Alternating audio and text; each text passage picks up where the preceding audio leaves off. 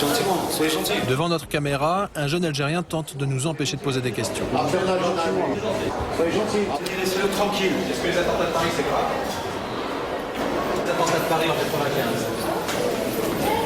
Bon, c'est les agents, là. Ce monsieur, vous dites, qui reste tranquille, là. Les journalistes, là. Je leur ai parlé gentiment, ils étaient pris, comment ça s'appelle maintenant? C'est moi, monsieur le général, non, moi, je vous parle, là. C'est inexcusable. Maintenant que vous sautez sur quelque chose fétideux, une étincelle comme ça, et vous portez des jugements sur les gens, ça, je vous l'interdis. Vous savez que l'armée a infiltré les GIA? Je vous l'interdis. Je le respecte parce que c'est un islamiste convaincu. C'est un officier des forces spéciales algériennes à qui on a demandé, le commandant Abdelrahman a demandé en 95 de devenir le numéro 2 de Jamal Zitouni, à la tête du GIA. Ça, c'est faux. Ça, c'est à lui de le confirmer.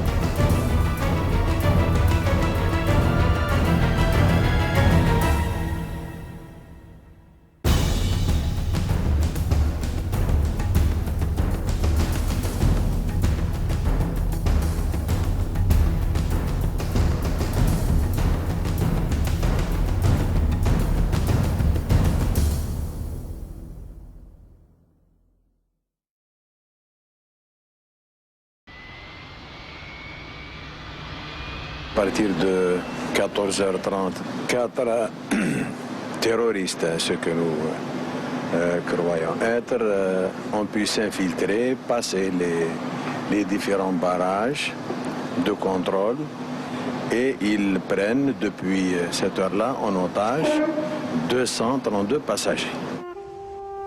Nous sommes un mois seulement après la réunion des opposants algériens à Rome. Les hommes de Jamal Zitouni viennent de prendre en otage un Airbus d'Air France.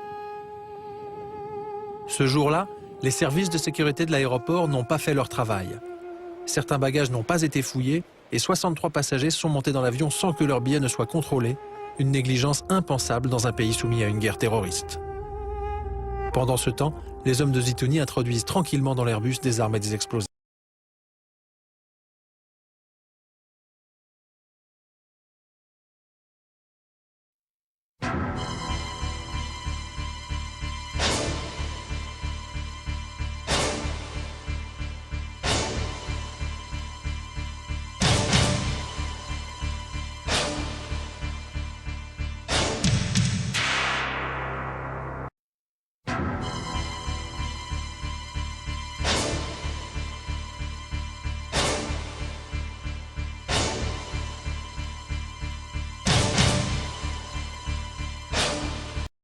Jacques Chirac et Alain Juppé seront salués par l'une des plus importantes campagnes d'attentats terroristes jamais organisées en France. Le 15 juin, un quotidien algérien proche des services de sécurité annonce l'arrivée en France d'un commando chargé de commettre des attentats.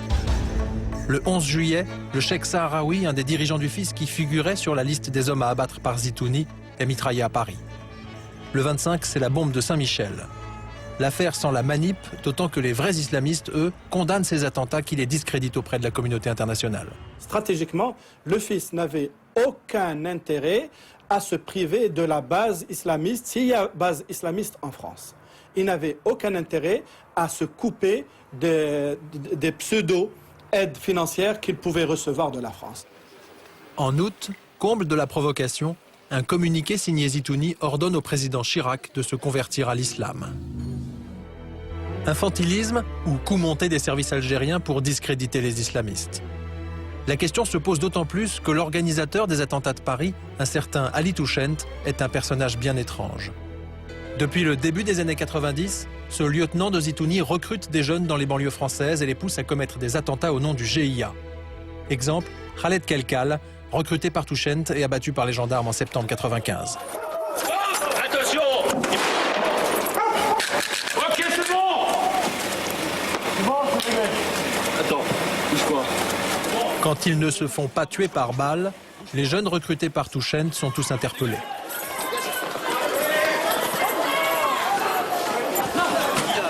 Les arrestations sont spectaculaires, mais quand les policiers interrogent les jeunes, ils sont souvent déçus.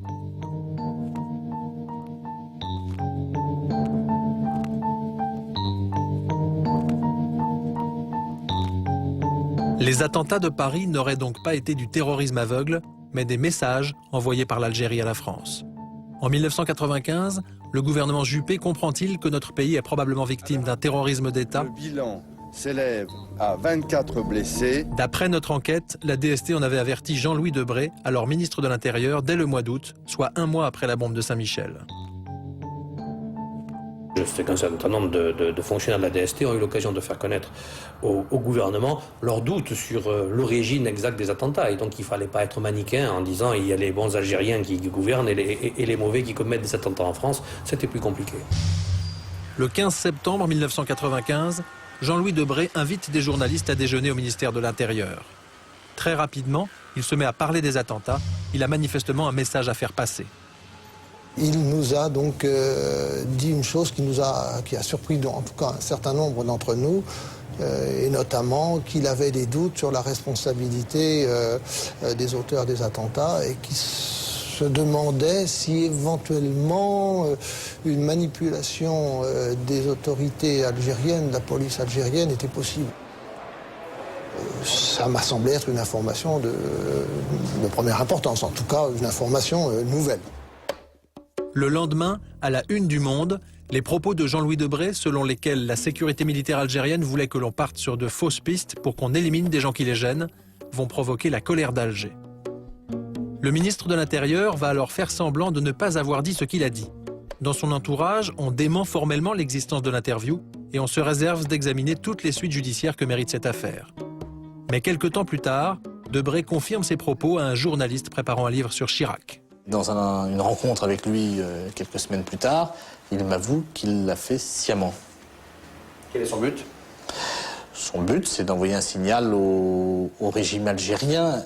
On n'a pas la preuve qu'il y ait eu orchestration, manipulation des attentats de Paris.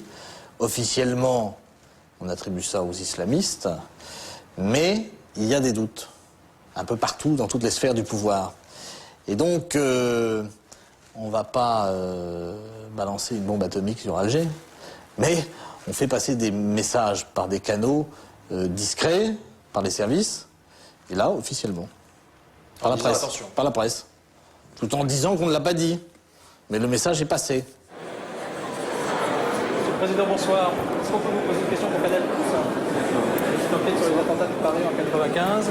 Vous avez déclaré à l'époque que la sécurité militaire voulait emmener les services français sur de fausses pistes. Est-ce que vous en souvenez? On ne peut pas parler des attentats de Paris, monsieur Debré? Jean-Louis Debré préfère ne pas nous parler, et pourtant à l'époque, même Alain Juppé se méfie des services secrets algériens. Selon le Canard enchaîné, il aurait ordonné aux enquêteurs français de limiter à l'extrême, voire de cesser tout contact avec les services algériens de renseignement. À l'époque, notre policier des renseignements généraux apprend qu'un Algérien qui informe un de ses collègues semble bien au courant des attentats qui vont avoir lieu. Cet Algérien, avant chaque attentat, appelait le collègue DRG pour lui dire qu'il allait se passer quelque chose. Et donc, même dans le bureau de ce collègue, on trouvait ça à la fin particulier, parce que quand on a reçu un coup de téléphone de cet individu, il se disait même que ça allait péter. Vous voyez? Et alors là, évidemment, avec mon camarade, on se regardait en disant « mais c'est quand même étonnant ». J'ai compris par la suite que, évidemment, cet individu qui était venu tamponner l'officier français au 5e étage des renseignements généraux était un officier algérien. Ça, c'est clair, puisque pour moi, il avait la méthodologie, hein, et puis il avait la volonté, donc ça ne pouvait être que ça. On pouvait pas, il n'a jamais été arrêté, c'est un individu qui n'a jamais été arrêté, qui n'a jamais été ennuyé, on n'en a jamais parlé, donc c'est fatalement un type qui était couvert par notre hiérarchie, et donc il faisait partie de l'entente entre les services algériens et nous-mêmes. Un officier algérien aurait donc prévenu Paris la veille de chaque attentat. À peine croyable, ce scénario ne surprend pas le juge Marceau. Ça ne sert à rien de commettre des attentats si vous ne faites pas passer le message et si vous n'arrivez pas à contraindre la victime à céder. Donc après, se met en place une diplomatie plus ou moins parallèle. Il faut bien faire comprendre d'où vient la menace et comment on peut y mettre fin en contrepartie de certains avantages. Le régime algérien se serait donc servi du terrorisme pour forcer la France à le soutenir, et l'affaire serait un secret de polichinelle. Maintenant, une chose, allez voir vos services, ils connaissent très bien le problème, je m'excuse. Vous voulez dire que les services secrets français sont au courant? Doivent être sûrement au courant, oui. C'est ce qui se confirme dans notre enquête, effectivement. Allez-y les voir et confirmer, et condamnez-nous. Et le général Nezzar n'est pas le seul à dire que Paris savait. Quelque temps après les attentats, l'ancien Premier ministre algérien Abdelhamid Brahimi, que l'on aperçoit ici à l'époque où il était au pouvoir, recueille les confidences d'un proche du président Jacques Chirac. Il m'a dit en 1995, après que Zeroual était élu président algérien, en novembre 1995, le président Chirac lui a envoyé un message, en particulier sur 2 points. 1. Lui dit que nous n'accepterons jamais à l'avenir que la sécurité militaire organise des attentats comme ils l'ont fait en 1995. Alors je dis, bon, vous savez, pourquoi vous ne le dites pas? Ça, c'est une histoire. C'est une autre histoire. Donc, les autorités françaises savent que c'est la sécurité militaire qui a fait ces attentats. Là, on vous sent très vigoureux. Après 1995, en tout cas, plus aucun responsable politique français ne prendra le risque de critiquer le pouvoir algérien. Même Lionel Jospin, pourtant peu favorable au régime des généraux, se retrouve coincé une fois devenu Premier ministre. Dans le cas de l'Algérie, la très grande difficulté, c'est que nous ne savons pas comprendre ce qui se passe véritablement en Algérie. Nous sommes contre une opposition fanatique et violente qui lutte contre un pouvoir qui lui-même utilise d'une certaine façon la violence et la force de l'État. Alors, nous sommes obligés d'être effectivement assez prudents. Je dois aussi penser quand même aux Français. Nous avons déjà été frappés et je dois veiller à ces questions. Je suis pour que nous prenions nos responsabilités, mais en pensant que la population française doit aussi être préservée. C'est lourd de dire cela, mais vous comprendrez aussi pourquoi il est de ma responsabilité de le dire. Ça veut dire que les politiques français ne peuvent pas dire ce qu'ils ont à dire sur le pouvoir algérien parce qu'ils ont peur des bombes. C'est ce que j'ai compris et ce que tous les observateurs ont compris. Quand Zitouni est tué dans le maquis en juillet 1996, il a rempli sa mission. Forcer la France à soutenir le régime, assassiner une bonne partie des intellectuels islamistes et terroriser la population algérienne. Aujourd'hui, les massacres de civils continuent et la plupart des généraux sont toujours au pouvoir.